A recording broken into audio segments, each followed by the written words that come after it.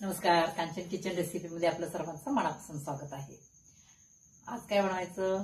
आज आपण मी आता शेतात गेले होते, त्यामुळे मला शेपूची भाजी आणि भोपळ्याची भाजी पण सापडली आणि भोपळा पण एक मला तिथं मिळाला।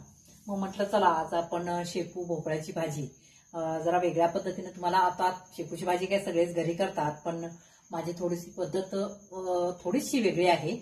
मी तुम्हाला ती सांगते आणि खायला पण छान लागते। आणि मेन म्हणजे काही जणांना शेपूच्या भाजीची ढेकर येते, ती ढेकर सुद्धा येणार नाहीये, अशा पद्धतीने आपण भाजी बनवायची। मग मी आता या ठिकाणी काय केले, एक 4-5 भोपळ्याची पानं मी या ठिकाणी घेतलेली आहेत। आता काही वेळेला कसं असतं, बाजारात मिळतं पण काही वेळेला मिळत नाही, पण असं नाही की ती घालावीच अशी काही नाही। शेपूची भाजी तुम्ही नेहमी करता तशा पद्धतीनंच करायचं चालतं। हे बघा, या ठिकाणी मी धुवून बारीक चिरून भोपळ्याची पानं कोळी कोळी होती घेतले आणि शेपूची भाजी मी धुवून चिरलेली आहे। आणि या ठिकाणी मी एक 2 ते 3 मिरच्या बारीक चिरून घेतलेल्या आहेत, लसूण चेचून घेतलेला आहे आणि बारीक भोपळा जो असतो ना आपला हिरवा भोपळा, मी म्हटलं तुम्हाला की मला एक भोपळा सापडला म्हणून, मग त्याच्यामध्ये मी असे बारीक बारीक असे हे असे चिरून घेतलेले आहेत, ते मला भाजीमध्ये घालायचे आहेत। तर खूप टेस्टी भाजी लागते। आणि एक कांदा बारीक चिरून घेतलेला आहे। आता बघूया, मी तुम्हाला भाजी हे करते, करून दाखवते। हे पहा, आता भाजी करूया आपण, फोडणी टाकूया। कढई ठेवलेली आहे, तेल घालायचं त्याच्यामध्ये। भाजी किती आहे बघून त्या हिशोबाने तुम्ही तेल घालू शकता।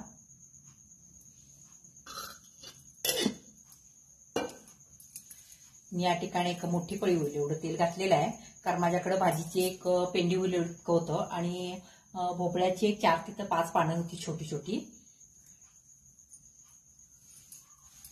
आता तेल चांगलं गरम झाल्यानंतरच याच्यामध्ये आपण लसूण वगैरे टाकायचं आहे। हे पहा, तेल चांगलं गरम झालेलं आहे। आता याच्यामध्ये मी प्रथम काय करते, लसूण घालते,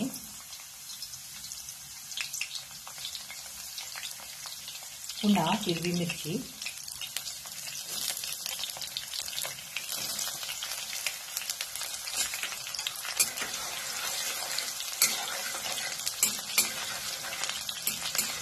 आता मिरची आणि लसूण थोडंसं लालसर झालं लसूण की मग याच्यामध्ये आपण भाज्या टाकायच्या।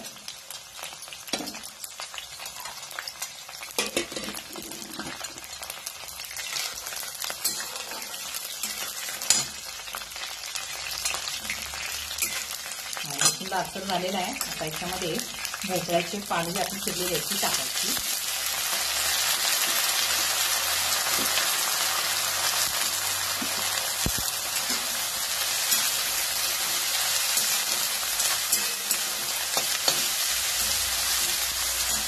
पुन्हा याच्यामध्ये जो मी बारीक भोपळा चिरून घेतलेला आहे तो याच्यामध्ये घालायचा।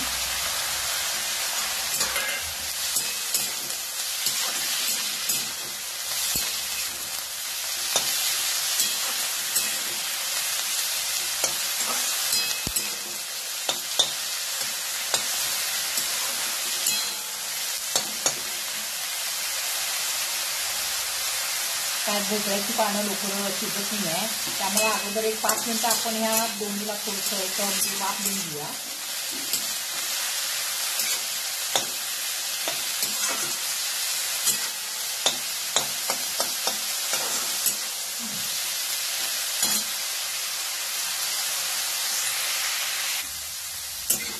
म्हणजे 5 मिनिटं मी आता झालेलेलं आहे। आता याच्यामध्ये शेपूची भाजी घालायची।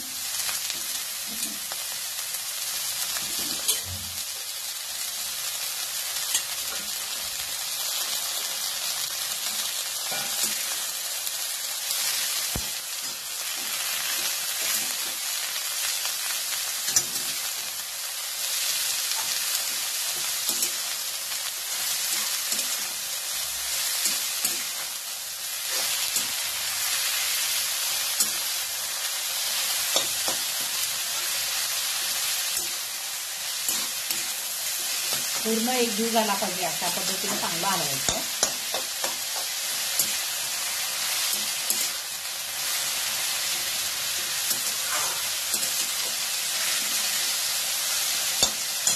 आता याच्यामध्ये तूर डाळ घेतलेली आहे मी, तूर डाळ घालते. तुम्ही मुगाची वगैरे वापरणार असता तर चालतं, मसुरा डाळ किंवा मूग डाळ चालतं. मी आधी पण तुरीची डाळ घातलेली आहे.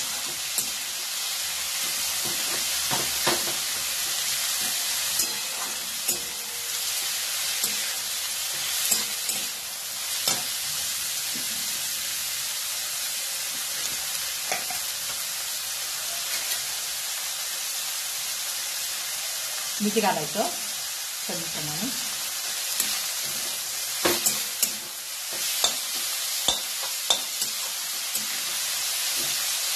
आता याच्यामध्ये जो मी एक कांदा घेतलेला आहे तो याच्यामध्ये घालायचा आहे. काय होतं, हा शेपूच्या भाजीमध्ये कच्चा कांदा वापरलं की डेकर येत नाही. म्हणजे काही जणांना शेपूची भाजी खाली की डेकर येते, पण कांदा वापरला कच्चा याच्यामध्ये तर अजिबात डेकर येत नाही.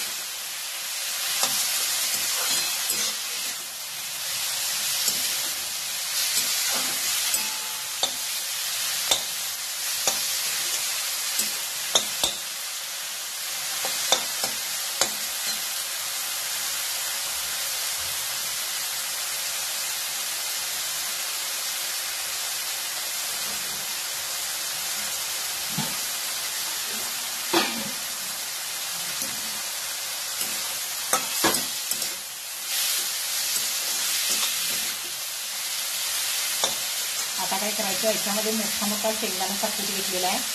ऑप्शनल आहे, तुम्हाला आवडत असेल तर तुम्ही घालू शकता, पण भाजीला टेस्ट फार छान येते. थोडासा मोठा मोठाच घ्यायचा शेपू, कच्चा शेंगदाणा सुद्धा चालतो. आता याच्यामध्ये काय करायचं, ही भाजी शिजण्यासाठी आपल्याला पाणी घालायचं.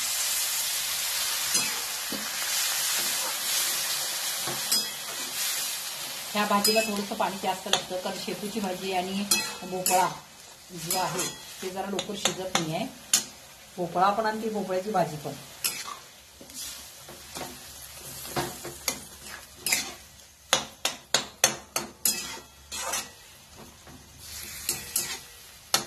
आता यातलं पूर्ण पाणी आटलं पाहिजे अशा पद्धतीनं.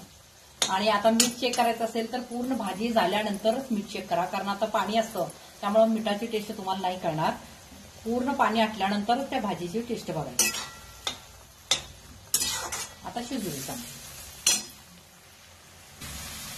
हे पहा, या ठिकाणी आपली भाजी तयार झालेली आहे. भाजीतलं पूर्ण पाणी आटवायचं म्हणजे पानसट लागत नाही आहे.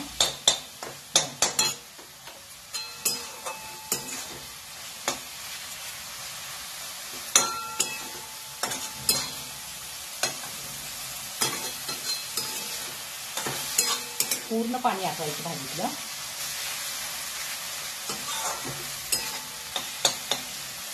आपण याच्यामध्ये जो कच्चा कांदा घातलेला आहे त्यामुळं काही जणांना भाजी खाल्ल्यानंतर जे ढेकर येते ती ढेकर येत नाही. करून बघा. आणखी आता याच्यामध्ये मी भोपळा घातलेला आहे, भोपळ्याची भाजी घातलेली आहे. समजा तुमच्याकडे जर भोपळ्याची भाजी नसेल, भोपळा नसेल तर काही प्रॉब्लेम नाही, अशा पद्धतीनंच करा.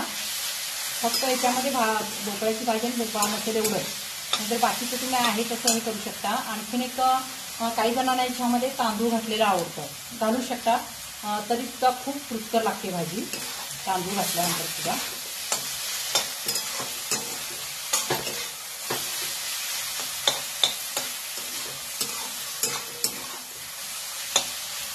आता भाजी झालेली आहे, मी गॅस बंद करते आणि एका बाउलमध्ये मी भाजी काढून घेते.